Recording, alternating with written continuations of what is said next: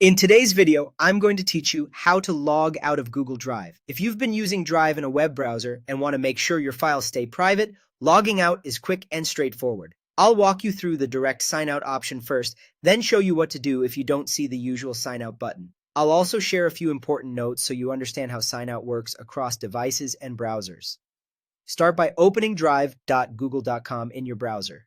Look to the top right corner of the page and find your profile icon. It might be your photo or an initial inside a circle. Click it to open the account menu. In most cases, you'll see a sign out option right there. Click sign out, and you're done. This immediately signs you out of Google Drive in that browser. Keep in mind, it also signs you out of other Google services in that same session. So anything tied to that account in this browser, like Docs or Gmail, will be signed out too. If you want to double check, refresh the page and you should be prompted to sign back in before accessing your files. If you click your profile icon and the sign out option isn't visible, there's another way to do it using your Google account settings. From that same profile menu, choose Manage Your Google Account.